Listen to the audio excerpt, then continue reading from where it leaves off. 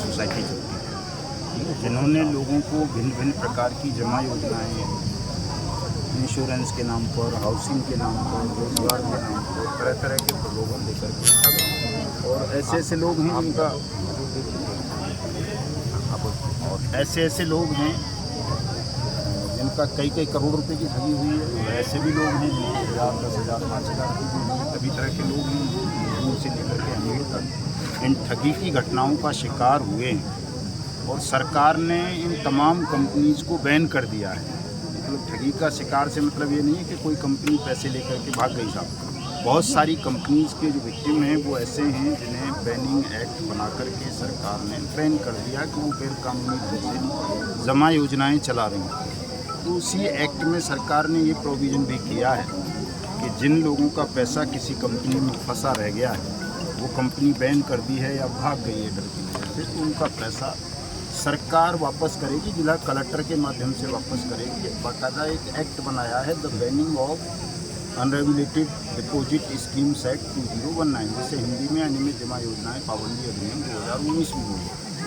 उस कानून में सरकार ने ये गारंटी दी है कि वो जो भी ठगी पीड़ित हैं उनके लिए एक भुगतान पटल की स्थापना करेगी उनके ज़िले में, तहसील स्तर पर।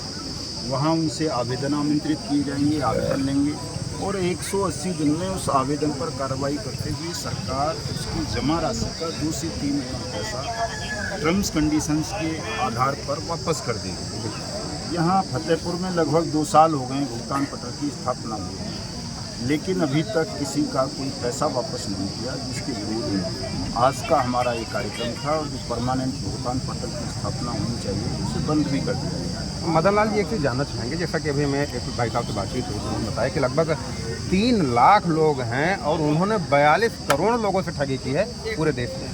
इस तरह की जितनी भी कंपनियां हैं, ये इतना बड़ा स्कैंडल हो गया, इतने छोटे छोटे लोगों से। कोई इसमें कोई श्रमिक हैं, कोई फावड़ा चलाते हैं, कोई इस तरीके से अन्य कार्य करते हैं कि मुश्किल से अगर 5,000 6,000 भी अपना एकत्रित कर पाते थे, 5-6 हज़ार रुपये भी एकत्रित कर पाते थे, तो भी जाकर कंपनी में डाल देते थे। और इस उम्मीद के साथ कि हमें कुछ इससे लाभ मिलेगा। और सीधी बात है भाई, हर आदमी चाहता है कि उसका कहीं ना कहीं से विकास हो, आर्थिक विकास हो, सामाजिक विकास हो।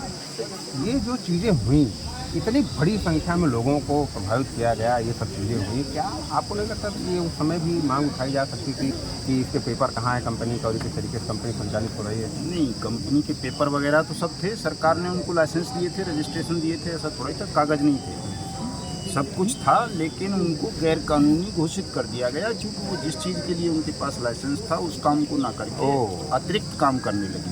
ये बाकायदा रोजगार मेलों में चीफ मिनिस्टर्स ने उन कंपनीज को उद्घाटन दिया है। प्रधानमंत्री ने दावा किया है कि मैंने इतने लोगों को जो है रोजगार दे दिया इस कंपनी के माध्यम से।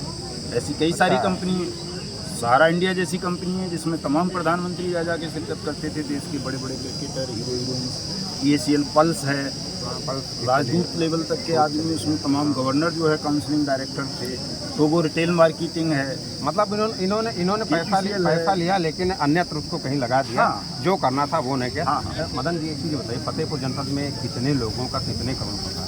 लगभग 10 लाख लोग हैं यहाँ जो पीड़ित हैं, विक्टिम हैं। तो 10 लाख का आप मान लीजिए कि जो है 50,000 करोड़ से 1 लाख करोड़ लगभग। फतेहपुर में देश का टॉप का जिला है जिसमें सबसे ज़्यादा ठगी पीड़ित है। फतेहपुर जिले में 1 लाख करोड़ की ठगी, आप समझ सकते हैं कि वो आंकड़ा है। अगर आप शून्य लगाने लगेंगे तो सामान्यतः आपकी शून्य लगाने की क्षमता खत्म हो जाएगी। अगर कोई व्यक्ति गिनती शुरू करेगा तो शायद महीनों में जाके गिनती पूरी, इतना पैसा फतेहपुर से चला गया। और ये जो बेचारे पीड़ित एकत्रित हुए महिलाएं हैं, यहाँ से दूरस्थ जगहों से आई हैं, जैसा कि आप वीडियो में देख सकते हैं, जो भीड़ है यहाँ पर आए हैं इस उम्मीद के साथ कि आखिरकार जो 2 वर्ष पहले एक योजना बनाई गई थी, एक कानून बनाया गया था कि जो भी उनसे नुकसान हुआ, जो भी ठगी की गई, वो वापस आएगी। लेकिन अभी तक ऐसा नहीं हुआ है। और यही कारण रहा है कि आज मदन जी के नेतृत्व में यहाँ पर एक बैठक हुई है, जिसमें सारे लोग मौजूद थे। सभी लोगों ने एक मांग की है कि इसको जल्दी से जल्दी शुरू किया जा सके, जिससे जिन लोगों की, कई लोग बेचारे मिले जो कह रहे हैं कि हमारी बिटिया की शादी होनी थी, हमने पैसा जमा कर दिया। कुछ लोग बताए कि हमें तो जो है अपनी बीमारी के लिए लगाना था लेकिन पैसा नहीं मिल पाया। उन सभी ज़रूरतमंद लोगों को जिनको पैसे की ज़रूरत थी, कंपनियां पैसा लेके चली गई लेकिन पैसा नहीं मिल पाया। और अब मदन जी ने जिस तरीके से आवाज़ उठाई है, उम्मीद जताई जा सकती है कि आने वाले दिनों में इन सभी पीड़ितों को इसका लाभ जरूर मिलेगा।